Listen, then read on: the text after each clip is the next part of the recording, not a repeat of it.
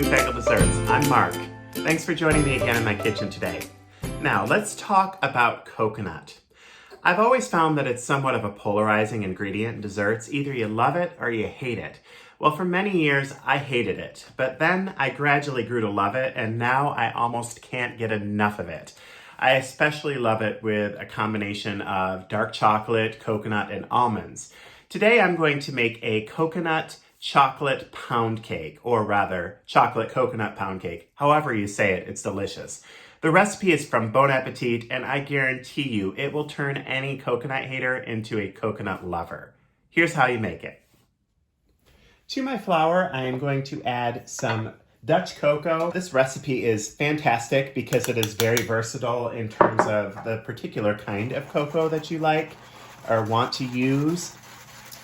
I'm using Dutch cocoa because I really prefer that nice depth of chocolatey flavor that Dutch cocoa imparts. However, I have used Hershey's cocoa in this recipe before. It works just fine. You'll notice that I did sieve my cocoa over my flour. The reason I did that is because cocoa, especially in more humid months, if you're not careful, it can get lumps in it. So I always really advise that if you are adding cocoa to dry ingredients or flour or what have you, give it a quick sieve over the ingredients as you're adding it. And to this, I'm going to add some baking powder for lift and also some kosher salt for flavor, of course. Stir this together and set this aside. Perfect. All right, we're gonna cream together our butter in our mixing bowl. This is a little different from a traditional pound cake because it honestly does not use as much fat as a traditional pound cake.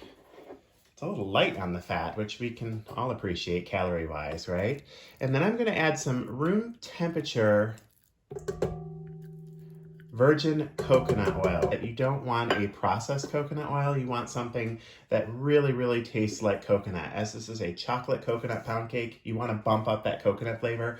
So you do want something that is going to taste like coconut. And I'm going to share with you the kind that I'm using. I'm using the organic virgin coconut oil from Dr. Bronner's. It comes in a jar that looks like that. Do not use one that has been overly processed because it just won't taste like coconut. So first I'm going to beat the coconut oil and butter together.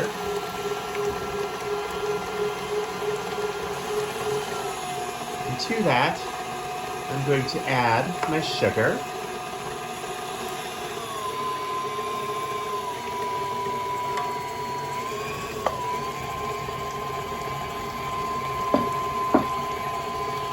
Let this cream in your mixer for a good 5 to 7 minutes. You want this to get really light and fluffy and incorporate some air into it, so just let it go. Remember to scrape down the sides of your bowl occasionally as well.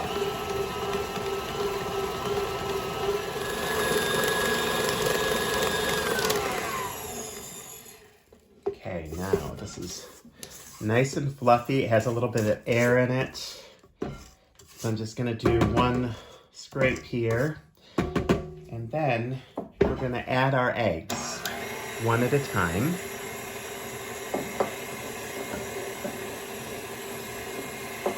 Looks like that one is running away from me. Always crack your egg into a separate bowl. That way, if you get any eggshells in your egg, you can fish those out. Make sure they don't go into your cake.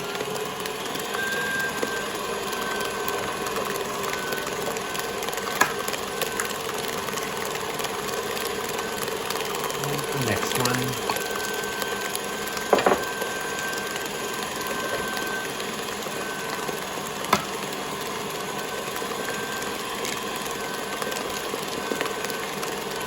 And the last one.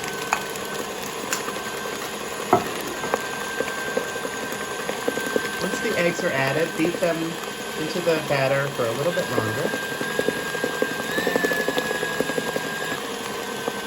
Whenever I make a cake, I really like to use room temperature eggs. The reason being is that you put so much air and work into creaming that butter and sugar together But if you add cold eggs, it's going to make everything kind of congeal a little bit and firm up again.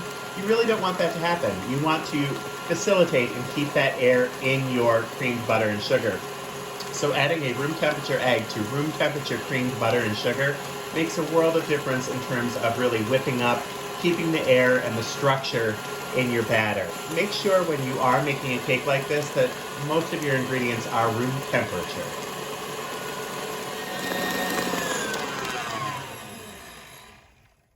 All right, this may be hard to see, but this is really creamed up into a nice, almost frosting-like consistency. That's because I've whipped some really nice air into the butter and oil and eggs. Just scrape down your bowl as best as you can. And now we're going to add our dry ingredients.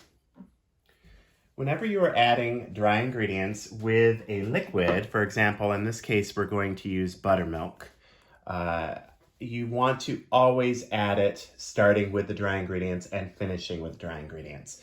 So in this case, on low speed, I'm going to add about 1/3 of the flour and cocoa mixture, just to get it started. Take my buttermilk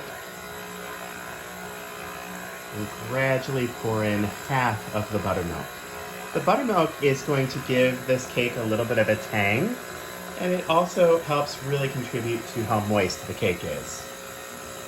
Moist is honestly not one of my favorite words, but the only time that I really am okay with its use is when we're talking about cake, because when it comes to cake, a moist, tender crumb to your cake, there's nothing like it. Now I am adding another 1/3 of my cocoa flour mixture, followed by the other half of my buttermilk. Once I have all of this buttermilk in here, I'm just going to let this mix for a little bit. But then I'm going to stop my mixer and scrape down, because what frequently happens, especially with great KitchenAid mixers like this, is either there's some bits that maybe are not incorporated in the bottom, or the flour and cocoa kind of kicks to the side. I believe in one of my other videos I talked about how sometimes I'll give the bowl a little tap just to make sure that that flour goes down into the batter appropriately. So now I'm just going to go ahead and add the rest of my flour and cocoa mixture. Turn it on slow. Ooh! The best laid plans. As you can see, I made quite a mess, but I wouldn't be me if I didn't. There's my little tap. We're going to let the rest of this go in. I actually might even stop it now, take the bowl off, and I will mix in the rest of this flour by hand, because I really want to make sure that my chocolate coconut pound cake stays nice and light and tender. Okay, my oven is preheated to 325 degrees, and I'm going to be baking this in a 4.5 by 8 inch loaf pan. And I would like to show you how I lined this with parchment. It looks kind of funny, I'm sure. Basically, I took a sheet of parchment that was a little bit bigger than the pan, and then I placed the pan in the center, and then I go around with my kitchen shears and I cut a slit going up to it, turn it, cut another slit, turn it one more time here and cut one more slit, and then go that way. So you should end up with 4 slits total in the parchment, 1 for each corner. And then take your parchment and just kind of gently nudge it down into your pan and tuck the shorter ends behind the longer ends. Just like that. And then I really run my hands kind of down into the cracks and crevices here to make sure that it really fits. If you're concerned about these edges falling down into your batter, which is a valid concern, you can use metal, I use metal jumbo paper clips just kind of to piece them together. I'm not going to do that with this, as I'm pretty confident that I can get the batter in here without knocking those sides over, but we'll wait and see what happens.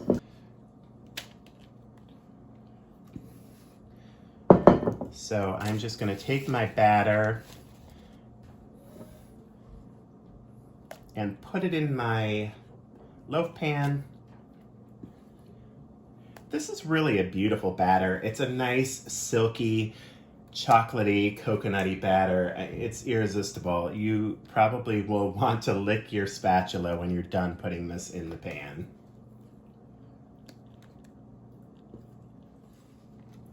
Okay, my batter is in the pan, and I'm just using my offset spatula to spread it out somewhat evenly. Make sure that you push those corners in so this batter really goes to the corners. And then I'm gonna take my offset spatula, and you can kind of see I'm putting a little bit of a trough in the middle. And the reason I'm doing that is because when cakes like this bake, you might know from making banana bread or anything like that, that the center tends to really rise. And it's not that we don't want the rise in this cake, that's perfectly fine, but we'd really rather push as much out to the sides as we can so that those sides can really have some nice leveling too. And then of course the center is going to follow suit. Because it's fairly warm here today, my batter is a little soft, so that trough is really filling in. So when all is said and done today, it's not going to make a huge amount of difference. So now I'm going to take some flaked coconut. This is unsweetened flaked coconut. You can buy this in a bulk section at a natural food store, or basically, I think coconut has gotten so popular that you can get this in any grocery store in a bag. And I absolutely love it. It's a wonderful garnish on cakes, including this one. And I'm going to sprinkle this coconut right over the top of the loaf. It's a beautiful finish to this cake. And the recipe calls for a little bit less than I use. I go a little coconut crazy on the top of this cake. I love to put a lot of coconut on top. It's just so pretty in the final product. So put however much you want on here. This is not a moment where you need to be precise. I probably put double the recipe's amount.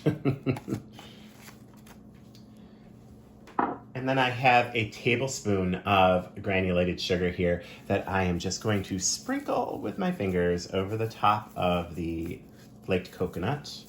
This gives a little sweetness to that coconut and also helps the coconut caramelize a little bit as the cake bakes. With this beautiful, crunchy, toasted coconut topping. What could be better than that, right?